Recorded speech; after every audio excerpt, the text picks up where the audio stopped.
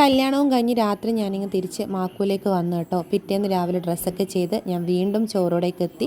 വേറൊന്നിനുമല്ല, ഇന്ന് നമുക്ക് വിഷ്ണുവിൻ്റെ വീട്ടിൽ സൽക്കാരാണ്. പെണ്ണിൻ്റെ വീട്ടുകാർ ചെക്കൻ്റെ വീട്ടുകാർ ക്ഷണിച്ച ദിവസമാണ് കേട്ടോ ഇന്ന്. അപ്പോൾ ഞാനും ലാലോടനും പിള്ളേരും മാത്രമേ ഉള്ളൂ, വീട്ടിൽ നിന്ന് വേറെ ആരുമില്ല. അപ്പോൾ ഞങ്ങൾ രാവിലെ അവിടെ എത്തി. അവിടെ നിന്ന് നടന്ന് പോകേണ്ട ദൂരമേ ഉള്ളൂ വിഷ്ണുവിൻ്റെ വീട്ടിലേക്ക്. അങ്ങനെ ഞങ്ങൾ ബന്ധുക്കളൊക്കെ നടന്ന് പോവുകയാണ്. അപ്പോൾ അതെ വിഷ്ണുവിൻ്റെ വീട് എത്തിയിട്ടുണ്ട്. അപ്പോൾ നമ്മളുടെ കല്യാണ പെണ്ണും ചെക്കനും ഒക്കെ ഇതാ ഇവിടെ നിൽക്കുന്നുണ്ട് കേട്ടോ. അപ്പോൾ എല്ലാവരെയും വീഡിയോയിൽ ഉൾക്കൊള്ളിക്കാൻ ശ്രമിച്ചിട്ടുണ്ട്. നമ്മളുടെ ശിവാനി മോളാണ് എനിക്ക് വീഡിയോസൊക്കെ എടുത്തു തരുന്നത്.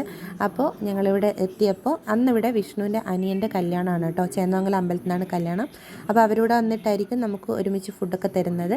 അപ്പോൾ അവിടെ നല്ല കണ്ണാടിയൊക്കെ കണ്ടപ്പോൾ ഞാനും ശിവാനിയും കുറേ ഫോട്ടോസൊക്കെ എടുത്തു. ശിവാനി ഒരുവിധം എല്ലാം കവർ ചെയ്യാൻ നോക്കിയിട്ടുണ്ട് എന്നുള്ളത് എനിക്ക് വീഡിയോ കണ്ടപ്പോഴാണ് മനസ്സിലായത്. പിന്നെ നമ്മൾ വെള്ളമൊക്കെ കുടിച്ച് കല്യാണ പെണ്ണിനെയും ചെക്കനെയും വെയിറ്റ് ചെയ്തിരിക്കുകയാണ്. അപ്പോൾ അത് ലോറിയിൽ കല്യാണ ചെക്കനും പെണ്ണും വന്നിട്ടുണ്ട്. ഇപ്പോഴത്തെ ഓരോരോ പുതിയ സ്റ്റൈലുകളാണ് ഇതൊക്കെ. നമ്മളുടെ കല്യാണമൊക്കെ കഴിഞ്ഞു പോയല്ലോ എന്ന് ഇതൊക്കെ കാണുമ്പോഴാണ് വിഷമം വരുന്നത്.